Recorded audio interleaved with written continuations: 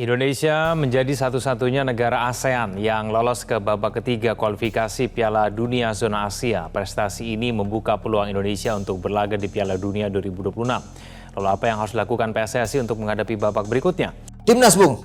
Ya, Ini ditunggu-tunggu nih. Ya, hasilnya udah kita tahu, kita ada di grup mana. Tapi saya mau disclaimer dulu nih, Bung. Bahwa kita tidak mengatakan bahwa grup ini grup yang paling berat. Karena kita setuju A, B, C berat. Semua sama. Berat. Jadi ketika kita lolos ke babak ini, konsekuensinya adalah lawannya semua berat. Begitu, semua Bung? iya. Ya Semua kan? tim berat, semua tim berat. Jadi kita harus mempersiapkan diri dengan baik. Makanya. Jadi tidak ada tidak ingin kita mengatakan bahwa ini grup neraka. Nggak ada. Nggak ada neraka. Anda di grup A juga. Neraka Kita nggak ada ada. di grup A, grup neraka. Iya. Di grup B, sama grup juga. neraka juga. Jadi Nggak semua memang berat. Iya. Nah inilah konsekuensi dari kita lolos, kan, Bung? Betul. Berarti yang tadi Bung katakan, apa yang harus kita siapkan? Ya, tim terbaik bersiap dengan serius dan Pak Ketua juga sudah bilang bahwa benar-benar harus fokus untuk pertandingan ini. Dan menurut saya, kalau kita bertahan dengan tim yang ada di grup F kemarin di kualifikasi putaran kedua, tidak ada perubahan lagi, tidak ada penambahan pemain-pemain yang grade A di sana untuk masuk. Agak sulit bersaing, gue. Agak sulit ya bersaing ya. Agak sulit Kita bersaing. kompetitif, Iya. tim yang kompetitif, tim yang bersaing agak susah. Iya. Dengan materi yang sekarang ada ini ya. Karena ingat, 3 tim yang di atas disebutkan lebih dulu di pot 1, pot 2, pot 3 itu 3 tim yang langganan Piala Dunia. Betul. Dan memang juga ada saran dari teman-teman bahwa ya kalau Martin Paes ini nggak bisa membela timnas Indonesia dalam waktu dekat, kenapa nggak dicoba Serius Margono? Ya bisa juga. Dan itu kan keputusan akhir itu kan berada di tangannya Sintayong ya. Tapi kan saya pikir untuk round 3 ini nggak bisa juga yang namanya gambling atau melakukan perjudian ya. Untuk bisa mencoba pemain lain yang sebelumnya belum pernah juga trial dengan timnas Indonesia. Trial artinya belum juga pernah mengikuti latihan bagi timnas Indonesia. Dan mungkin juga Sintayong sudah mendapatkan saran ini. Dan dia juga belum membuat keputusannya. Artinya dia juga masih percaya kepada Hernando yang menurut saya juga bukan kiper yang jelek. Saya tidak pernah mengatakan Hernando itu kiper yang jelek. Terlepas dia melakukan kesalahan kan di pertandingan lawan Irak. Tapi no, dia bukan kiper yang jelek. Dia kiper yang bagus. Tapi untuk bermain di round 3 menghadapi tim-tim raksasa di Asia, Hernando ini masih sangat muda. Ya, yang kita khawatirkan ini dari segi mentalitas. Ini aja sih yang kita khawatirkan. Kalau dari segi kemampuan, ya saya pikir Hernando sudah bagus lah ya. Walaupun jika kita punya Martin Paes akan lebih baik lagi. Ya dong, karena Martin Paes ini kan sudah teruji di luar negeri. Mental dia ini sudah lebih kuat karena dia biasa berhadapan dengan pemain-pemain besar di sana. Sebelumnya juga kan dia bermain di Belanda ya.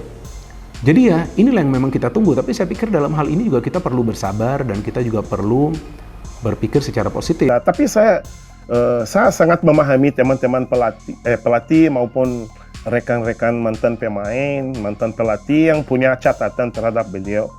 Karena dalam dunia itu selalu ada dua sisi. Ya, saya menganggap bahwa di dunia kita ini selalu ada dua sisi. Sisi baik, sisi buruk. Tinggal bagaimana kita menempatkan diri saja. Tapi kalau saya menilai dampaknya dari beliau luar biasa. Apalagi saya bekerja di akademi saat ini, saya melihat perbedaan antusiasme dari anak-anak. Sangat luar biasa, dan saya yakin itu sudah lepas dari kehadiran beliau di sini dengan memberikan sebuah harapan kepada anak-anak muda untuk menjadi bagian dari timnas. Sekarang orang sudah berpikir menjadi pemain di klub saja, tapi anak muda punya harapan menjadi bagian dari timnas. Karena ya sekarang tim U16 ada, U17 ada, 19 ada, 20 ada, 23.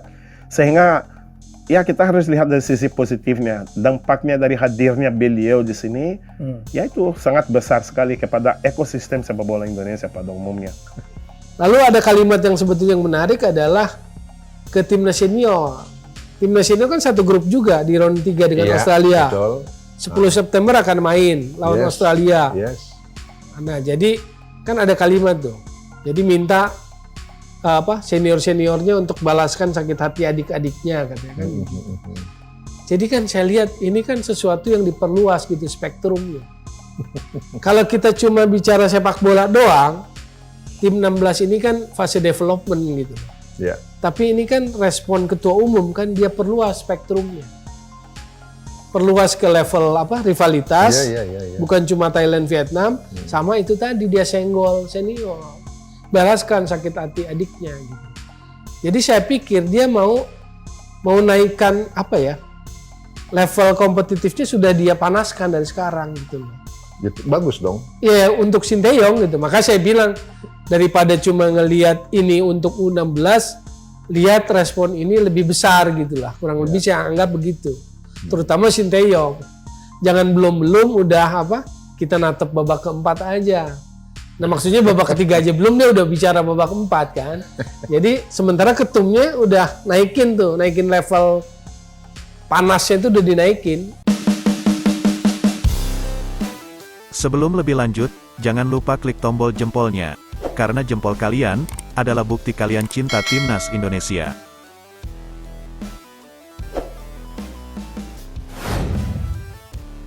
Shin Tae-yong kembali membuat geger Korea. Diam-diam tengah siapkan kejutan untuk Timnas Indonesia. Seperti yang diketahui, Shin Tae-yong baru saja memperbarui kontraknya sebagai pelatih Timnas Indonesia sampai 3 tahun ke depan atau 2027. Ya, PSSI sebelumnya memang telah menjanjikan kontrak baru bagi Shin Tae-yong apabila bawa Timnas Indonesia senior maupun U23 mencapai target di Piala Asia. Coach Shin Tae-yong dikabarkan tengah membuat geger media Korea. Salah satu media populer asal Korea Selatan menyebut jika Shin Tae-yong tengah mempersiapkan kejutan bagi Timnas Indonesia. Kabar ini didapatkan dari salah satu akun sosial media Instagram @liputanbola.timnas. Dalam unggahan itu mengabarkan Coach Shin Tae-yong membuat kejutan besar untuk Timnas Indonesia. Sang juru taktik Timnas Indonesia ini tengah mempersiapkan kejutan besar untuk Timnas. Sontak dirinya pun disorot oleh media Korea Selatan yang bertuliskan begini. Dari akun Instagram @liputanbola.timnas, media Korea Sports Chosun mengungkapkan kalau Shin Tae-yong sedang mempersiapkan generasi 2.0, yaitu generasi emas sepak bola Indonesia yang diharapkan bisa berprestasi di masa depan. Apakah ini benar?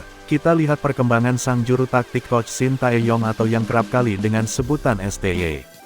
Saat itu Shin Tae-yong ditargetkan membawa Timnas Indonesia senior lolos fase grup Piala Asia 2023 dan mencapai perempat final di Piala Asia U23. Contoh Shin berhasil memberikan itu semua, bahkan Timnas Indonesia bisa melaju hingga ke babak semifinal Piala Asia U23 pada kualifikasi putaran ketiga.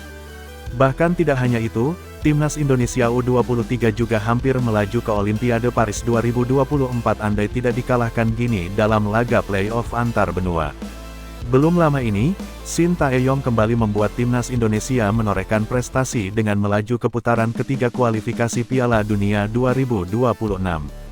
Yang lebih menariknya atas kiprah sang pelatih Timnas Indonesia. Kabarnya nama Shin Tae-yong dipakai sebagai nama untuk lapangan yang ada di kampung halamannya. Tentunya apresiasi terhadap Shin Tae-yong ternyata juga dilakukan di Korea Selatan, di mana nama sang pelatih diabadikan menjadi sebuah lapangan. Bahkan nama Coach Shin Tae-yong ataupun STY dijadikan lapangan sepak bola bernama Shin Tae-yong Football Park di Yongdeok yang merupakan kampung halaman sang pelatih. Pada saat peresmian lapangan tersebut, media asal Korea Selatan yakni Sports Chosun merilis artikel yang menyebut jika Shin Tae-yong tengah menyiapkan suatu hal untuk Timnas Indonesia. Namun dalam perjalanannya, Shin Tae-yong berujar kalau bebannya menangani Timnas Indonesia saat ini jauh lebih berat dibandingkan sebelumnya. Apakah benar begitu?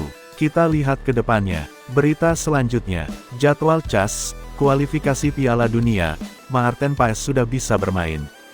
Gelaran kualifikasi Piala Dunia 2026 Zona Asia Ronde 3 akan segera dimulai September mendatang.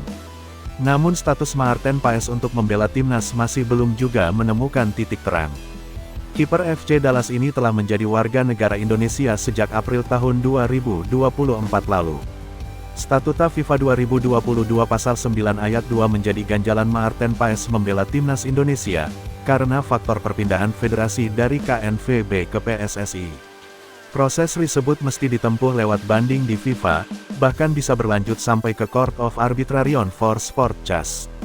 Kehadiran kiper naturalisasi itu sangat dinantikan, karena Timnas Indonesia akan menghadapi gelaran kualifikasi Piala Dunia 2026 Zona Asia di Grup C. Di grup itu, Timnas Indonesia akan menghadapi tim kuat seperti Jepang, Australia, Arab Saudi, Bahrain dan Tiongkok. Sampai saat ini status untuk bisa membela timnas Indonesia belum juga didapatkan oleh kiper yang berusia 26 tahun itu. Hal tersebut karena Paes masih belum mendapatkan perpindahan federasi dari KNVB ke PSSI yang menyebabkan dirinya masih belum bisa membela timnas Indonesia hingga saat ini. Status Maarten Paes masih terhalang di FIFA dan Pengadilan Arbitrase Olahraga CAS karena permasalahan dalam Statut FIFA Pasal 9 Ayat 2 butir I. Statut tersebut menyatakan pemain yang pernah bermain di federasi sebelumnya pada umur 21 tidak boleh pindah federasi. Usia Maarten pada saat membela timnas Belanda U21 dalam gelaran kualifikasi Eropa U21 tahun 2020 Maarten Paes sudah beranjak ke usia 22 tahun dikarenakan pemunduran jadwal akibat adanya COVID-19. Pihak PSSI masih berupaya terus untuk mendapatkan Maarten Paes dengan segera. Beberapa cara telah dilakukan namun sampai bulan Juli ini nama Maarten Paes masih belum terdaftar di jadwal list of hearings yang sudah update untuk bulan Juli sampai Oktober. Pihak PSSI tentunya sudah mencoba melobi FIFA agar kasus Maarten Paes bisa segera terselesaikan. Arya Sinulinga Exco PSSI mengatakan hal ini bukan masalah lobi-lobian, ini sudah regulasi, jadi harus dijawab dengan tata cara hukum bukan lagi lobi, tegas Arya Sinulinga dikutip Radar Kuningan. Kendati demikian pihak PSSI masih terus berupaya untuk kepastian Paes membela timnas Indonesia dengan segera. Jika diruntut dari jadwal sidang yang sudah diupdate oleh CAS untuk periode Juli hingga Oktober di mana sudah ada 32 nama dan tidak ada nama Maarten Paes. Itu artinya nasib Paes masih tidak jelas atau bahkan tidak bisa membela timnas dalam waktu cepat, terutama dalam gelaran kualifikasi Piala Dunia 2026 zona Asia mendatang. Kendati demikian perihal jadwal sidang yang belum jelas itu semoga saja ada hal-hal yang bisa meringankan Maarten Paes. Agar setidaknya muncul jadwal sidang dalam waktu dekat dan bisa membela timnas dalam pertandingan-pertandingan yang akan datang.